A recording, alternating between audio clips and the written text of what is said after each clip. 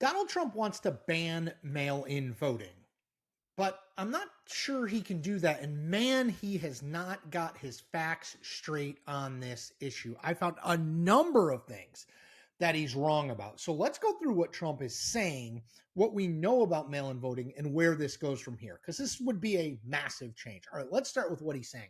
I'm not going to read his entire Truth Social post posted on Monday morning at 7:17 a.m., but I'll read selections from it.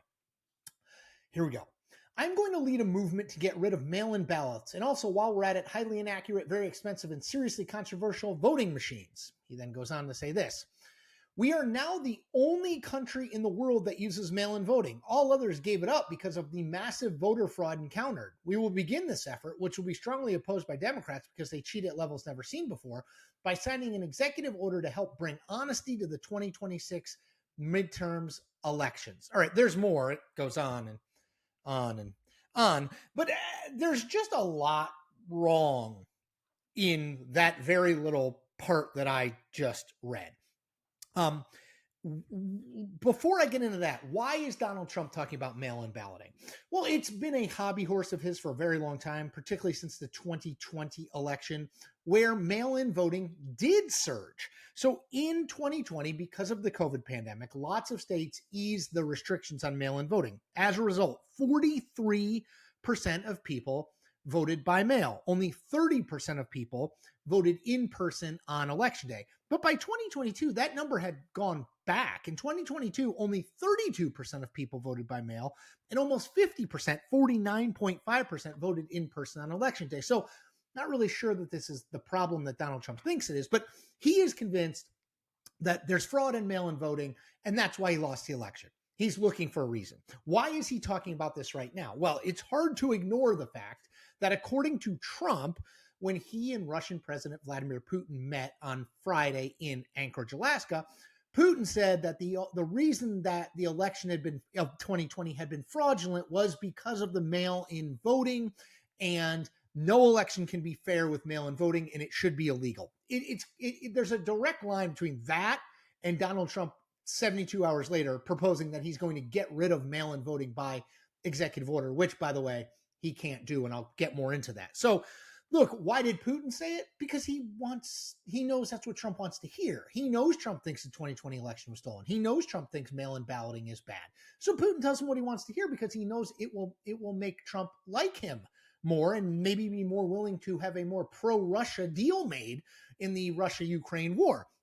Okay, so all of that is preamble. Let me stop, and then I want to make a pitch to you, but then I want to get into the history of mail-in balloting, and then what Donald Trump gets wrong. All right, so let's start with the pitch. I want you to become a subscriber to this newsletter. 2 words, independent and authentic. Independent from big media, independent from the 2 political parties. That's me. Also authentic. I'm never going to tell you what you want to hear. I'm not going to engage in fan fiction or fan service. I'm always going to give you my honest assessment. Sometimes you agree, sometimes you'll disagree, but I really hope you'll value where I'm coming from. We've got 115,000 subscribers and growing. I hope you join us. Okay, so let's do a little bit on the history of mail-in voting. Look, voting by mail goes back a long way in America.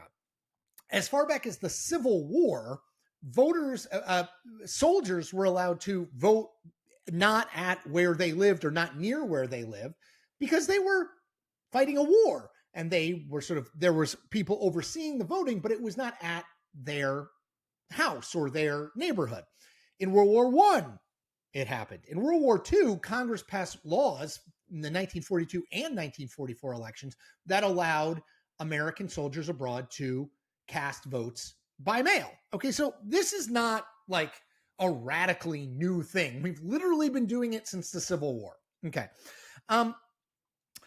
The modern growth of vote by mail really started on the West Coast. So in 1978, California passed a law that allowed no excuse absentee ballot requests. All that means is that it used to be in every state that if you weren't going to be able to be there to vote on election day, you needed to have a certain excuse that the state recognized was a valid excuse. You were traveling abroad, you were having surgery that day, whatever, that you had to vote by mail. But 1978, California says you do not have to have any excuse. You can just say, I'm not going to be there on election day. I want to request an absentee ballot and vote by mail.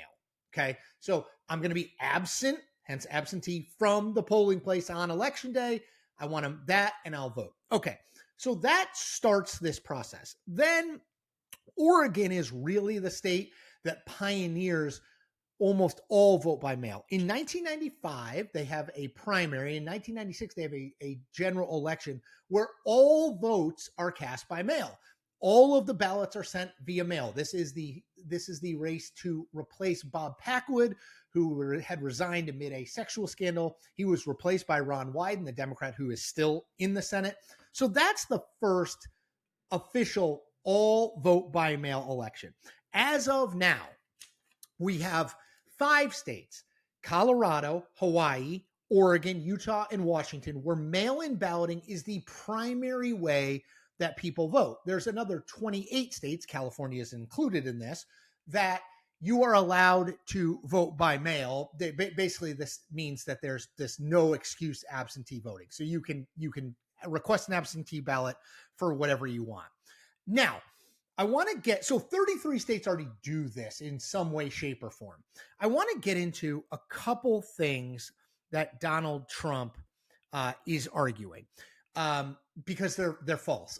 There's a bunch there, but I want to hit 2 big ones. Now, the first one is he is saying that the federal government, via an executive order, has the ability to say you cannot have a vote by mail election. You cannot accept no excuse absentee balloting. The problem with that is a little document I like to call the Constitution. Now, this is in Article 1, Section 4, Clause 1. Let me quote from the full thing. The times, places, and manners of holding elections for senators and representatives shall be prescribed in each state by the legislature thereof. Okay, let me stop there for a second. So that means state legislatures set the rules on voting. Now, this clause goes on, but the Congress may at any time by law make or alter such regulations except as to the place of choosing senators. Okay, so that means that if we are going to have a change in voting in these states, these 33 states that allow mail-in voting and absentee, no excuse absentee voting, Congress would be the vehicle that could override state laws. There is nothing in here about the executive branch overriding state laws. So that's falsehood number one, that Donald Trump says he can do this. He would need Congress to do it. Now, Congress is controlled by Republicans, and they have largely done what he wants, but Congress would do this. An executive order, I'm not even sure what that would mean if he does wind up issuing it. All right, second thing he says, we are the only country in the world that allows mail-in voting. Just patently false. 34 countries around the world allow some form of vote by mail. That includes the United Kingdom, Canada, Australia, and Germany. Okay, so that one, again, easily disproven. The last one, and the most important one in a lot of ways, is Donald Trump's claim that vote by mail ensures widespread election fraud. It's just not the case. Study after study has been shown of this. Again, I mentioned Oregon before. Oregon is the state that has been conducting elections by mail for the longest. So they have the biggest sample. Okay. There have been, again, since the mid-1990s, there have been 100 million mailed ballots to voters in Oregon. 100 million mailed ballots. They have found roughly a dozen cases over that time, a dozen cases of fraud in mailed-in ballots. If you're doing the math, that is 0.00001% of all ballots, 12-ish out of 100 million that have shown voter fraud. How likely does that mean voter fraud happens in vote by mail? It's less, you have a better chance of being struck by lightning than you have of finding voter fraud in vote by mail. Yes, better chance of being struck by lightning. So again, on his ability to do this, his ability to say it's mail-in voting or nothing, we're banning mail-in voting rather, on the fact of we're the only country in the world that does mail-in voting, not true. And on the idea that there's widespread fraud, there just isn't. There's not widespread election fraud, broadly speaking, but in vote by mail, there's actually even less of it than you see in other forms of voting, early voting in person. So he's wrong on three big specifics here. And, I'm not sure he can do this. I don't know if he's going to go through with doing it, but it would be a legal fight because he cannot just change the laws.